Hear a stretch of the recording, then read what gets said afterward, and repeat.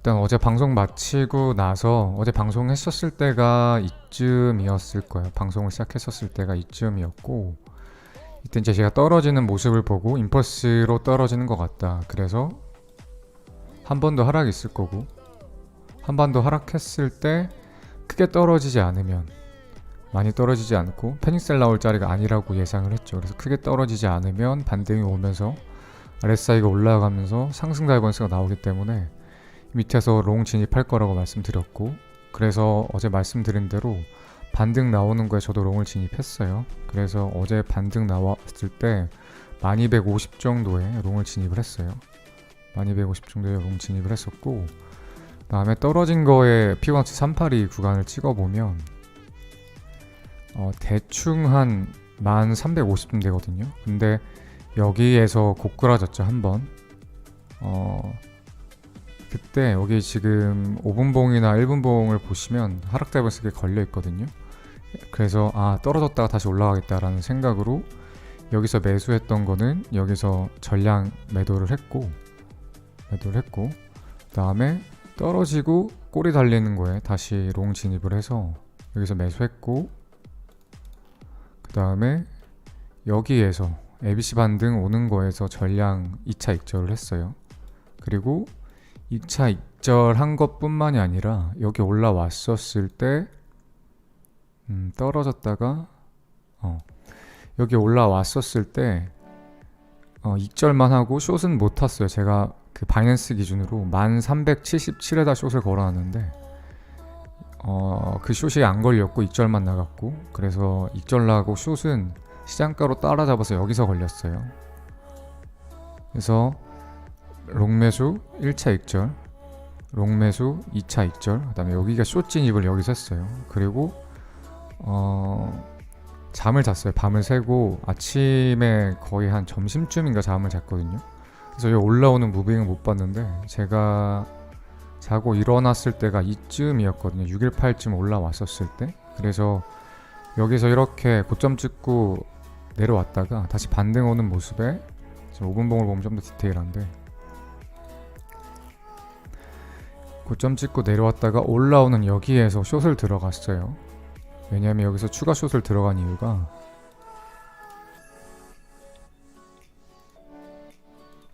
피보나치 찍어 봤었을 때 반등이 많이 왔어요. 거의 786 자리죠. 786 자리이기도 하고, 그 다음에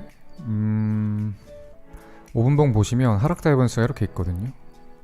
그래서 단기 하락 다이버스 먹고 여기서부터 추세가 전환되겠다 싶어서 여기서 숏을 탔어요. 그래서 15분봉에 다시 보시면 정확히 여기서 786자리에서 숏을 탔습니다. 탔고, 그래서 평단이 여기서 한번 숏, 그러니까 1330인가 40쯤 숏, 그 다음에 1500쯤 숏 해가지고 평단이 이 중간쯤 되거든요.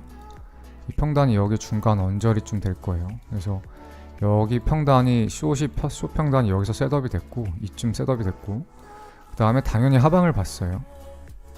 하방을 봤던 이유는 어제 고점 나오고 나서, 신고점 나오고 나서 임펄스 하락을 했기 때문에 ABC 반등 이후에 재차 하락을 할 거다. 그래서 여기 숏은 밑에서까지 가져와서 밑에서 익절하고, 롱 스위칭해서 다시 올라와서 여기서 또 롱 익절 하겠다라고 매매 전략을 어제 짰었죠. 근데 보기 좋게 빗나갔습니다.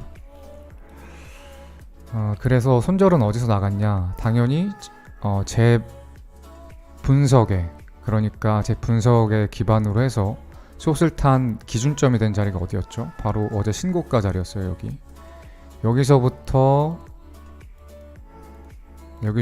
여기까지 떨어진 모습이 임펄스였다. 그래서 조정 후에 반등 후에 재하락을 할 거다라고 해서 제 기준점이 여기였죠. 그래서 전고점에서 손절을 쳤습니다. 전고점이 1580이거든요. 정확히 1580에 역지정을 셋업을 해놔서 역지정에서 자동 손절이 나갔어요. 그래서 복귀하며 롱 익절, 숏 물렸고, 추가 숏 물렸고, 평단 여기서 셋업했는데 손절이 나갔어요. 근데 문제는 여기서 단타 칠 때는 레버리지를 높게 안 썼어요. 그랬는데 여기에서 숏 들어갈 때, 그다음에 여기서 2차 숏 들어갈 때 절대 고점을 갱신 안 할 거라고 생각을 했어요. 그래서 레버리지 좀 높게 썼더니 시드의 30%가 날라갔습니다. 그러니까 지금 보시면 평단이 한 1400 초중반이거든요. 그 다음에 손절 나간 데가 1580이에요. 그래서 한 대충 한 160불 정도 손절이 나갔는데 그러면 원래 큰 손절은 안 나가거든요. 레버리지 10배 썼었으면 한 15% 정도 손절 나갔을 거예요. 15%. 근데 그게 아니고 지금 30%가 나갔어요. 왜냐면 레버리지를 20배나 썼기 때문이에요. 그래서 한 3,000달러 정도 손해가 있었습니다. 결과적으로 틀린 분석 때문에 손절이 나갔어요. 일단 제가 지금 드는 생각은 뭐냐면 일단 첫 번째 케이스부터 볼게요. 지금 고점이 계속해서 갱신되면서 올라오고 있죠. 올라오고 있는데 올라오는 저점부터 올라오는 모양이 절대 임펄스 파동은 아니에요. 절대 임펄스 파동은 아니기 때문에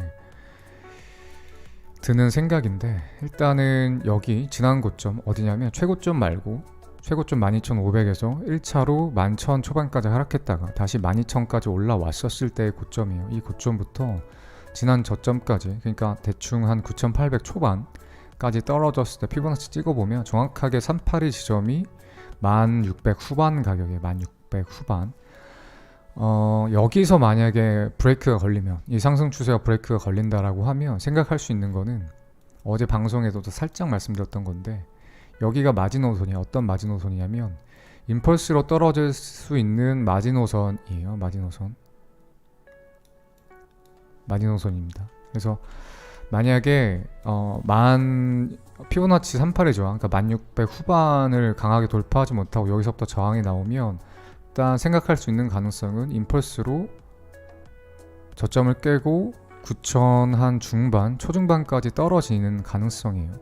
일단 이 가능성은 앞으로 한 내일 정도까지 모니터링을 해야 되는데, 두 가지를 보시면 돼요. 하나는 당연히 이 382를 깨고 상승하느냐, 그렇지 않고 38에 맞고 내려가느냐를 첫째로 보시면 되고, 그 이유는 엘리어트 파동 이론상 3파 되돌림의 크기는 어떻다라고 정해진 건 없어요. 다만 엘리어트 파동 이론의 절대적인 룰이 1파, 2파, 그 다음에 3파, 4파 나왔었을 때 1파의 저점과 4파의 되돌림의 고점이 오버래핑, 그러니까 만나지만 않으면 된다 라는 규칙이 있어요. 그런데 실제적으로 이럴 때가 있거든요. 반등이 3파를 넘기고 한 0.5구간 왔다고 칩시다. 재차 떨어져요. 이러면 이거를 1, 2, 3, 4, 5로 해석하려고 하면 틀리는 경우가 많아요. 어떤 경우냐면 이게 1, 2, 3, 4, 5가 아니고 A, B, C였었다가, 그래서 A가 나왔고 A, B, C로 올라서 B가 나왔고 그 다음에 재차 하락해서 C가 나온 거예요. 그래서 결국에 A, B, C로 떨어져서 다시 상승을 한다고 봐야 되는 건데, 만약에 이거를 A, B, C로 파동 카운팅을 하지 않고 1, 2, 3, 4, 5로 파동 카운팅을 하면 반등 후에 임펄스 파동이 나왔기 때문에 재차 하락한다고 생각을 하거든요. 분석을 하게 돼요. 그래서 차이점이 뭐냐? 똑같아요. 처음에 1, 2, 3, 4, 5로 떨어지나 A, B, C로 보나 어차피 저점이 잡히고 반등 오는 것도 똑같은데, 1차 반등 이후에 저점을 다시 갱신하는 무빙이 나오냐, 아니면 신고가를 갱신하는 무빙이 나오냐가 여기서 갈림길이 생겨요. 그래서 이거를 임펄스로 해석하느냐, ABC로 해석하느냐가 추후 저점 갱신 이후에 신고가가 갱신되느냐, 신저가가 갱신되느냐가 완전 정반대 길로 갈리게 됩니다. 그랬었을 때 처음 말씀드린 것 같이 엘리어트 파동 이론에서는 1파와 4파가 오버래핑만 되지 않는다고, 않으면 된다라고 되어 있지만, 통계를 내보면 그러면 하락 임펄스 5파동과 ABC 파동을 어떻게 구분하느냐라고 했었을 때, 과거 차트를 전부 다 비트코인 차트를 돌려보면 4파, 그러니까 4파 되돌림 고점은 3파 내려온 거 대비 382까지 되돌리는 경우가 대부분이었습니다.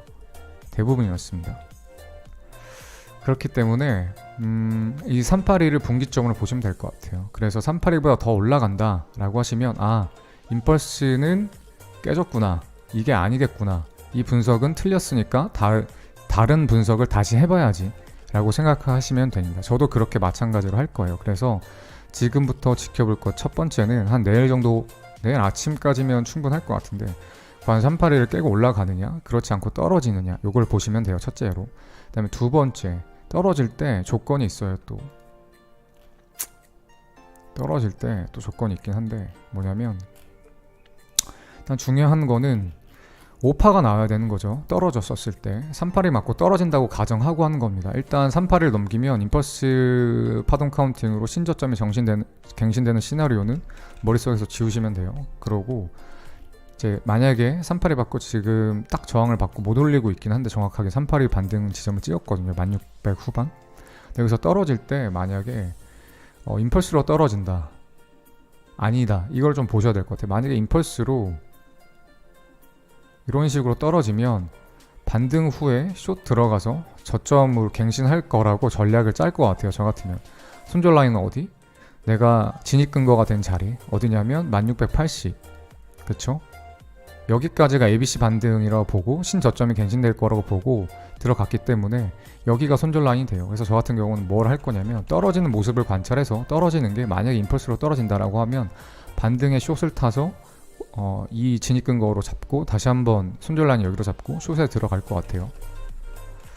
그래서 중요한 거는 일단은 여기를 1680을 뚫을지 그다음에 뚫지 못한 다음에 떨어질 때 임펄스로 떨어질지가 제일 중요하고요. 그다음에 한 가지 조금 더 봐야 되는 거는 혹시 임펄스가 안 나올 수도 있어요. 예를 들면 여기가 4파 구간이라고 가정을 하면 4파가 삼각수렴을 나올 수가 있어요. 그러니까 뭔 말이냐면 ABC로 나오는 게 아니고 자 ABC A, ABC B, ABC D, ABC E 해서 삼각수렴이 이런 식으로 나올 수가 있거든요. 그리고 삼각수렴 끝에서 하락할 수가 있어요. 그래서 좀 더 모양을 예쁘게 그리면 모양을 좀 더 예쁘게 잡아보면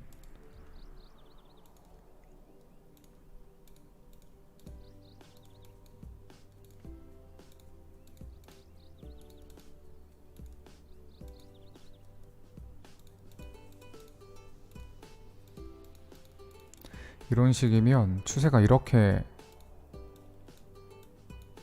나올 거거든요. 잠깐만. A, B, C, D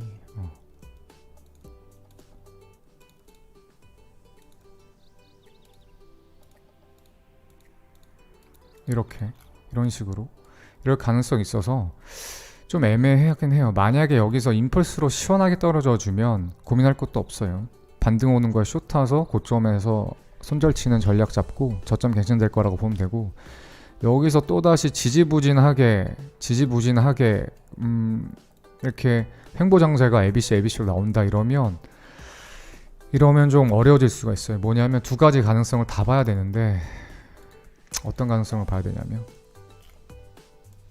일단은 방금 말씀드린 것처럼 임펄스 반 가능성을 보여야 돼요. 뭐냐면 1, 2, 3 여기 A, B, C, D, E라서 삼각수렴이 4파가 나오고 5파가 이렇게 나오는 하락 관점을 하고 그 다음에 그게 아니고 ABC로 상승하는 관점을 다 봐야 돼요.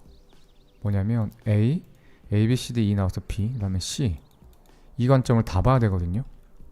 이러면 여기서 또 갈림길이 생겨요. 그래서 이때 되면 양방을 다 고민을 해야 돼요.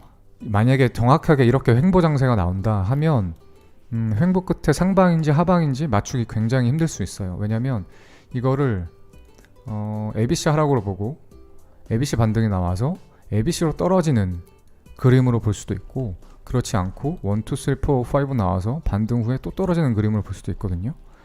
그래서 만약에 여기서 지지부진하게 재차 하락한 다음에 지지부진하게 횡보가 나온다라고 하면 양방을 다 열어놔야 돼요.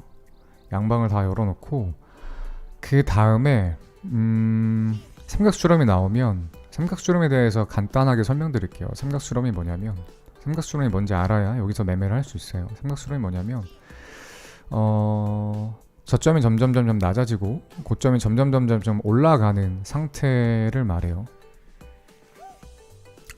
그러니까 예를 들어서 이런 거예요. 가격이 올라오다가 고점을 찍고 다시 조정을 받았는데 고점을 또 올라가고 또 내려가고 이런 식으로 진동 운동을 한다는 거예요. 그래서 중요한 건 고점이 점점 낮아지고 있다. 저점이 점점 올라오고 있다는 게 첫 번째고, 두 번째 삼각수렴의 조건은 이제 두 번째가 더 중요한데, 어제 방송에서도 한번 라이징 웨지 말씀드리다가 드렸는데, 이건 수렴이거든요. 수렴인지 아닌지를 보려고 하면 볼륨이 입구에서부터 끝날 때까지 점점 여기 볼륨이 주는지를, 잠깐만요. 중요한 게 삼각수렴에서는 볼륨이 줄어야 삼각수렴이에요. 그래서 만약에 여기에서 볼륨이 또 중구난방으로 이렇게 늘어버린다 이러면 삼각수렴이 아니라고 생각하고 이 시나리오는 버리시면 돼요. 버리시면 되고, 어쨌든 중요한 거는 삼각수렴은 첫 번째는 고점 저점이 점점 낮아지고, 고점이 점점 낮아지고 저점이 점점 올라오는 게 1번, 두 번째는 볼륨이 주는지를 보면 돼요. 그러면 삼각수렴의 조건이 완성된 거예요. 그럼 2번까지. 그 다음에 세 번째 알아야 될 거는, 삼각수렴이 끝나게 되면 삼각수렴 끝부분에서 강하게 방향성이 나와요. 그게 위든 아래든.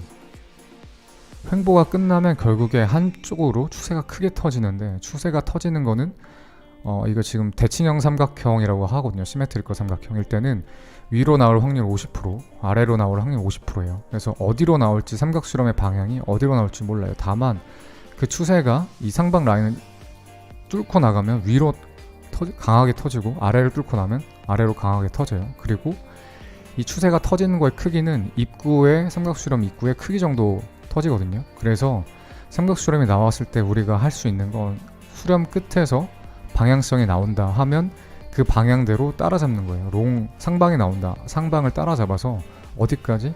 입구 크기만큼 추세가 터진다고 했으니까 입구 크기까지 차익 실현을 가져가면 돼요. 반대로 반대의 경우에 하방으로 나온다 라고 하면 숏을 따라잡아서 입구 크기만큼 숏 수익을 가져가면 되겠습니다.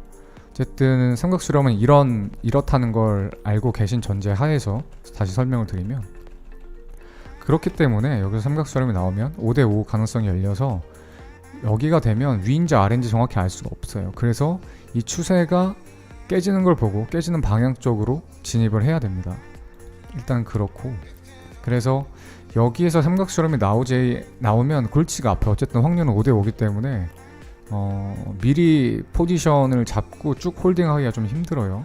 그래서 좀 삼각수렴이 나올지 안 나올지 모르겠지만, 나온다라고 하면 삼각수렴 끝에서 추세를 쫓아가는 전략을 매매 전략을 짜는 게 맞는 것 같습니다. 그 다음에 다음 거 말씀드릴게요.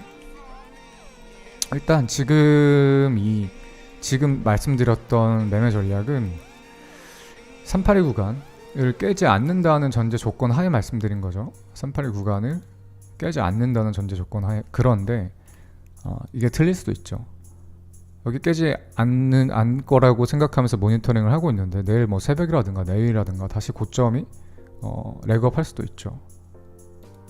렉업 할 수도 있는데, 그러면 저는 지금 롱은 못 따라 들어갈 것 같아요. 왜냐면 롱탈 자리가 이미 바닥에서 많았는데 신고가가 갱신되는 상태에서 저는 추격 매수는 잘 안 하거든요. 그래서 롱 추격 매수는 못 할 것 같고, 여기서 더 올라왔다는 거는, 382를 더 넘겼다는 거는 제가 처음 말씀드린 것처럼 ABC로 떨어졌다, 그러니까 임펄스로 재차 하락할 가능성이 없어진 거거든요. 그러면 ABC로 떨어진 거고 결국에는 ABC로 올라가고 있는 거라고 보시면 돼요.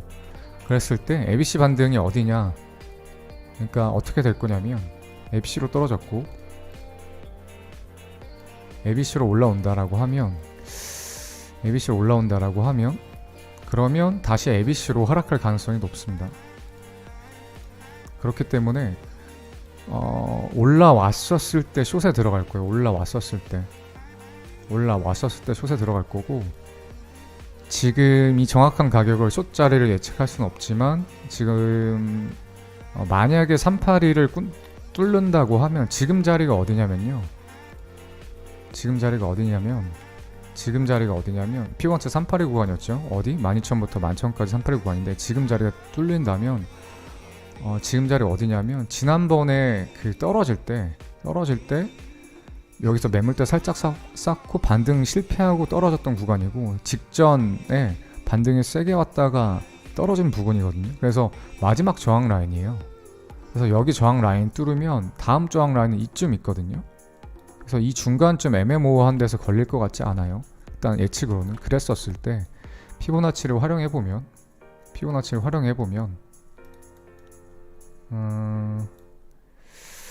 0.5 구간이 11,100이에요. 그래서 제가 맨 처음에 여기 그 떨어지기 전에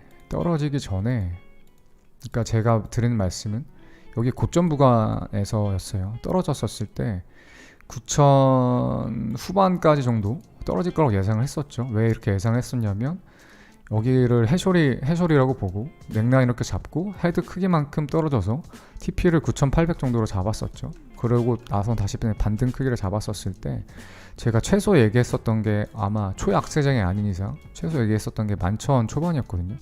그랬을 때 말씀드렸던 가격이 여기에요. 왜냐면 다시 매물대, 그러니까 저항이죠. 저항 구간 진입하면서 피보나치 0.5 구간이 잡히기 때문이에요. 그래서 제일 유력한 건 618 아니면 0.5인데 지금 단계에서는 1600 후반이 갱신된다고 했었을 때 0.5에서 멈출지 618까지 가서 멈출지는 저도 몰라요. 절대 알 수가 없어요.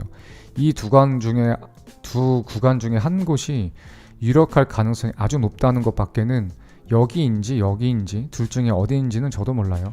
그러면 어떻게 숏타점을 잡느냐 라고 하면 파동 카운팅을 해보는 수밖에 없어요. 뭐냐면 올라왔었을 때 무빙 있을 거잖아요. 여기서 올라왔었을 때 그냥 아무런 조금의 미동도 없이 이렇게 오르지는 않았을 거예요.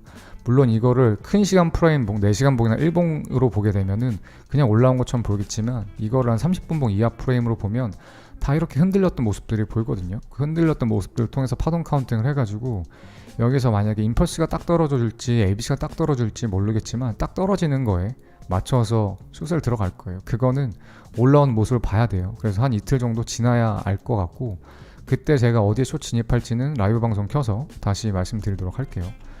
일단 지금 매매 전략은 생각지를 못했어요. 왜냐면 저는 여기서 숏 탔던 거에 대해서 절대 여기는 안 깨질 거라고 생각을 했거든요. 솔직하게. 그래서 제가 무리해서 레버리지를 20배나 쳤고 그렇기 때문에 시드에 30%는 아닌데 어쨌든 13,000달러에서 3,000달러가 나갔죠. 그러니까 제가 여기서부터 매매를 시작했었을 때 10,000달러에서 시작했거든요. 그래서 한 5일 동안 30% 불렸는데 이게 어제도 수익 났었지. 그래서 한 14,000달러 구간까지 갔었구나. 그래서 14,000달러에서 4,000달러가 나와서 지금 10,000달러 남은 거거든요. 어쨌든 한 일주일 정도? 9월 8일이고 9월 14일이니까 딱 6일 됐네. 일주일 좀 남짓하게 매매를 했는데 본전으로 다시 돌아왔어요. 이거 한방 분석 잘못해서 한 방에. 그래서 좀 아쉽긴 한데 다시 정신 차리고 분석해서 좀 냉정하게 매매하도록 하겠습니다. 그리고 지금 분석은 어쨌든 드리고 싶은 말씀은 여기가 뚫릴 거라고 생각을 못해서 지금 이제 방송 켜서 지금 제가 즉시 드는 생각을 거침없이 말씀드린 거거든요. 그래서 조금 심사숙고를 하지 못했을 수 있긴 한데 아마 방송 끝나고 더 제가 방송에서 말했던 분석을 되짚어 보겠지만 크게 바뀌는 건 없을 것 같아요. 크게 바뀌는 건 없을 것 같아요. 만약에 제가 분석을 했었던 거에 대한 방법이 틀렸다라고 생각이 들거나 분석에 대한 매매 전략을 잘못 가져갔다, 잘못 짰다, 잘못 여러분들한테 말씀드렸다라고 하면 방송 켜서 다시 말씀드릴게요. 618을 뚫을지 382 부분을 뚫을지 안 뚫을지 모르겠는데 만약에 뚫는다라고 하면은 파동 카운팅을 저는 이렇게 하거든요. 지금 보시면 ABC A, 그다음에 B, 그다음에 C가 원래 여기서 끝났어야 돼요. 1대 익스텐션 자료, 정확하게 1대 익스텐션 자료가 나왔죠. 그래서 ABC가 원래 이렇게 끝났어야 되는데 이게 계속 이렇게 되고 있잖아요. 이 말은 ABC A의 ABC A 1, 2, 3, 4, 5로 이렇게 익스펜딩형 엔딩 다이아곤을 보고 있거든요. 그래서 이렇게 AB 1, 2, 3, 4, 5가 나온 게 아닌가 싶고 요거를 조금 더 보시면 만약에 382에서 하락이 나오면 지금 이걸 또 뭘로 볼 수 있냐면 베어 플래그로 볼 수가 있어요. 고점하고 고점 찍고 저점 갖다 대면 나중에 떨어졌을 때 저항을 받을 수 있는 구간이 삼각수렴이 나올지 베어 플래그로서 저점이 갱신될지 모르겠지만 만약에 떨어진다고 했었을 때 1차적으로 저항을 받을 수 있는 구간 이 하단 라인이거든요. 그러면 베어 플래그가 나오고 여기서 비비다가 하락해가지고 이렇게 떨어질 가능성이 높다라고 보고 있습니다. 그래서 어쨌든 카운팅은 A, B, C의 1, 2, 3, 4, 5 익스펜딩 엔딩 다이고널에 나온 거라고 보고 있고, 베어 플래그 패턴이 있고, 그 다음에 38이 구간에 대한 저항을 받고, 그래서 1, 2, 3, 4, 5로 떨어진다 라는 분석인 거예요. 일단 어떻게 생각하고 있냐면, 제 관점은 이때 올라왔었을 때부터 좀 변한 게 없는데, 이렇게 생각을 하고 있어요. 저점, 코로나 저점부터 3월이죠. 이때 한 3,000달러 후반이었는데 1, 2, 3, 4, 5가 나왔다고 생각을 해요. 그래서 상승 파동이, 임펄스 파동이 나왔고, 그 이후에 ABC 조정이 나왔다고 생각을 해요. 물론 그러면 임펄스 나오고 ABC 나왔으니까 다시 상승하는 거 아니냐 라고 생각을 하실 수도 있어요. 그런데 일반적으로 보았을 때 비트코인 같은 경우에 이렇게 한 파동이 완성됐었을 때 강세장일 경우에 618 정도까지 조정을 주고 올렸거든요. 약세장이면 더블 바텀 38이나 더블 바텀까지 나오기도 해요. 그런데 지금 아무리 강세장인 건 맞지만 상승한 가격에 비해서 너무 조금 되돌렸어요. 그래서 첫 번째로는 고점 대비 가격 조정이 너무 적었다. 그러니까 적었다는 거는 야 무슨 소리야, 12,500부터 9,000까지 떨어졌으면 2,500달러 떡락인데 라고 하실 수 있겠지만, 올라온 걸 생각을 하셔야죠. 3,000대부터 12,000대까지 올라온 걸 생각하셔야죠. 그거에 비해서 너무 적게 떨어졌다. 적고 많고는 제가 기준을 잡고 제가 생각하는 게 아니고 과거 차트 돌려봤었을 때 과연 조정을 얼마나 주는지를 통계를 내봤을 때 드리는 말씀이에요. 그랬을 때 너무 적다라는 거고, 통계상. 그리고 두 번째로는 기간적으로도 마찬가지예요. 올해 3월부터 올해 8월까지 거의 5달 동안 올랐는데 조정 중 기간은 한 3주 남짓 안 돼요. 그래서 5달 동안 올랐던 게 3주 만에 급조정하고 다시 고점을 갱신한다라고 보기에는 기간 조정도 역시나 짧다라는 느낌이 있어요. 그러니까 제가 잘못 표현했어요. 느낌이라기보다는 절대 저도 정확히는 몰라요. 가끔은 이렇게 짧게 조정 주고 올라갈 때도 있거든요. 근데 우리는 트레이딩을 하니까 느낌 가지고 매매를 하는 게 아니고 더 높은 확률에다가 매매를 걸고 베팅해서 매매를 해야 될 거 아니에요. 그래서 과거 차트를 돌려보면 임펄스 파동이 완성됐었을 때 첫 조정은 이렇게 기간 대비 짧게 온 경우가 거의 없어요. 확률상 80% 이상으로 충분한 기간 조정을 줬고 충분한 가격 조정을 줬어요. 그래서 이 80% 확률에다가 베팅을 하는 겁니다. 그렇고 두 번째라고 하면, 그 다음에 마지막 세 번째 이유인데, 첫 번째는 기간 조정, 첫 번째는 가격 조정, 두 번째는 기간 조정이고, 세 번째는 더 중요한 이유인데, 여기가 저점이라고 하면 다시 고점 저점, 그다음에 신고점이 갱신된다라고 하면 임펄스 파동이 나와야 되는데, 지금 8,000 후반부터 지금까지 임펄스 파동이 나오지 않는 모습이에요. 제가 봤을 때는 여기를 임펄스 파동으로 보기가 힘듭니다. 그렇기 때문에 마지막 세 번째, 신고가가 갱신될 확률이 낮다라고 생각을 해요. 그래서 어느 정도까지 올라올지 모르겠어요. 0.5 구간이면 대충 한 11,200 언더 되겠죠? 얼마냐? 100 초반이고 618이면 11,400 중반 정도 되겠죠. 어쨌든 여길지 아니면 이 중간에 애매하게 걸릴지 모르겠지만, 어쨌든 반등 오면 저는 숏 전략을 칠 거예요.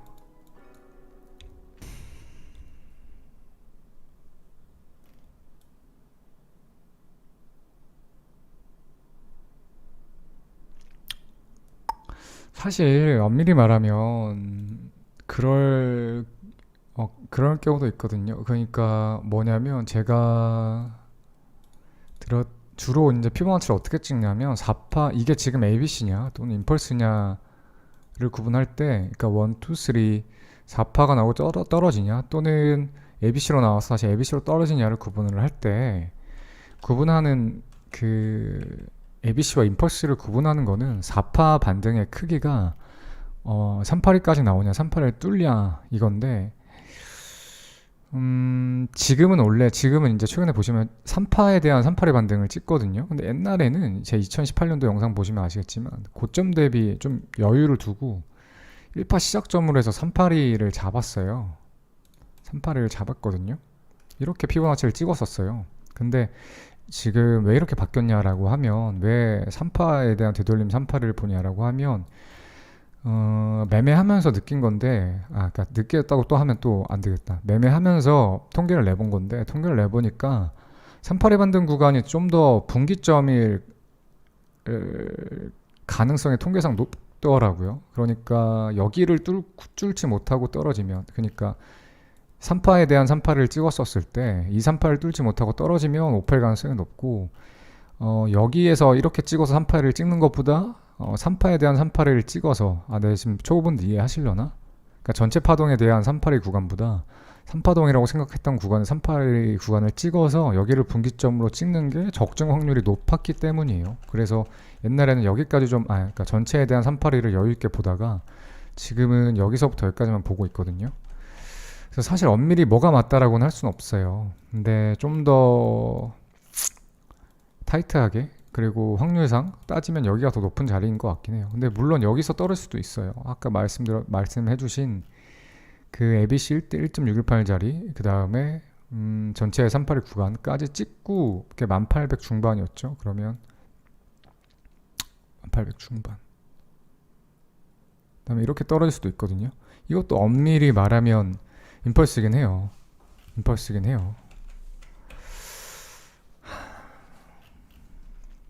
어쨌든 근데 저는 만약에 중요한 건 이래요. 내가 매매 전략을 어떻게 짤 거냐이잖아요. 가능성은 알겠어요. 일단 가능성이 있다는 건 알겠고, 그러면 내가 내가 분석한 시나리오 가능성을 믿고 어떻게 내가 실전 매매를 우리는 하는 사람이니까 짜야 될 거 아니에요. 그럼 보세요. 자, 가능성이 열려 있죠. 자, 보시면 382가 여기잖아요. 1830이에요. 자, 여기서 숏을 들어간다 라고 하면, 지금 제가 처음에 분석했던 여기 1600 후반을 돌파했기 때문에 이미 여기는 이제 애매한 자리가 되죠. 뭐가 애매하냐면 이렇게 될 수도 있고, 아니면 여기서 더 올라와서 0.5나 618 구간까지 올라갔다가 떨어질 수 있는 자리도 되는 거예요. 그러면 여기까지 오를지 모르게 되는 거죠. 0.5나 618 구간까지. 그래서 여기서 지정가로 받으면 물리면 크게 물리거든요. 만약에 이게 618까지 간다고 생각하면 1800에서 물리는 게 11400 후반까지 물리거든요. 그럼 600불리 물리니까 6%가 물리는 거야. 그렇다고 해서 618이 뚫린다고 해서 손절을 칠 수도 없어. 왜? 손절은 언제 치는 거라고? 내 매매 분석에 근거가 틀렸다고 생각했을 때 치는 거라고 했죠. 그럼 난 이걸 ABC로 보고 나서 여기서 숏을 탔는데 여기까지 올라왔어. 그래도 여기서 손절을 못 쳐. 왜? 내가 분석한 건 이게 ABC이기 때문에. 그러면 이게 다시 ABC로 떨어질 거라고 생각하는 건 손절이 어디서 나가요? 최고점에서 나가거든요. 그럼 여기서 손절 치면 여기서 손절 나가야 되는데, 여기가 구간이 $1000 가까이 돼요. $1000 좀 안 되겠다. 한 $800 정도 되는 것 같아요. $800 정도 되는 것 같은데, 그러면 800까지도 안 되나? 한 700 되는 것 같은데, $700면 손절 라인 너무 멀어요. 너무 멀기 때문에 저는 못할 것 같아요. 그러니까 가능성이 두 개가 있잖아요. 여기를 1600 후반을 뚫고 올라왔었을 때, 아까 지금 LTE님 분석한 것처럼 381 전체로 찍고서 그 다음에 1대 1.618 1대 익스텐션 자리가 겹치기 때문에 여기서 숏자리를 보고서 떨어지는 거라고 해서 분석해서 숏을 타면, 그러면 물릴 때 좀 많이 물릴 수가 있어요. 그렇기 때문에 숏을 타는 건 제 매매 방식은 안 맞는 것 같고, 혹시나 만약에 본인 선택이에요. 저는 그렇게 할 것 같다는 거고, 혹시나 여기서 속각을 재신다라고 하시면 유의해야 될 점을 좀 말씀드리고 싶어요. 손절 라인을 타이트하게 좀 가져가 보세요. 382 구간이 정확하게 딱 맞잖아요. 그러니까 흔치 않거든요. 전체에 대한 피보나치 382 구간하고 1대 1.618 익스텐션 자리가 정확하게 딱 맞는 거는 그렇게 흔한 경우는 아니기 때문에, 딱 맞는 건 이유가 있거든요. 그래서 손절 라인은 너무 길게 가져가지 마시고, 위에 피레침 달릴 거 생각해서 한 100불에서 한 150불 정도 마진 가져가시고, 이것보다 올라간다 생각하시면 여기 382 분석했던 게 LTE님이 분석했던 게 틀렸구나 생각하시고 위에서 다시 숏 잡아보시는 게 좋을 것 같아요. 자, 엔딩 다이아고나 이런 식으로 구성이 돼요. 자, 1, 2, 3, 4, 5, 6 있죠. 5개의 파동으로 구성되면 레이블드 1, 2, 3, 4, 1, 2, 3, 4, 5 1, 2, 3, 4, 5로 레이블을 매긴다. 이치 웨이브, 각 웨이브는 지그재그 ABC 아니면 WXY로 나뉜다. 웨이브 1, 4는 오버래핑이 돼야 된다예요. 오버랩 인 프라이스죠. 오버래핑이 돼야 된다. 원래 엘리어트 파동 이론에선 뭐예요? 1파 고점과 4파 저점이 오버래핑이 되면 안 된다죠. 그쵸? 근데 오버래핑이 돼야 된다가 규칙이에요. 그 다음에 일반적으로 웨이브 1은 항상 가장 길다. 그렇죠? 그리고 3번 파동은 가장 짧은 파동이 될 수 없다. 어떤 것 중에서 among wave 1, 3, 5죠. 135 파동 중에 가장 짧은 파동이 될 수 없다. 엔딩 다이고널은 occur 어디서 일어나냐면 in the position of wave 5 5번 파동에서 일어나거나 그 of an impulse 임펄스의 5번 파동에서 일어나거나 웨이브 C 그러니까 조정 파동의 코렉션 조정이죠. 조정 파동의 웨이브 C 포지션에서 일어난다. 써있죠. 이게 다예요. 다예요.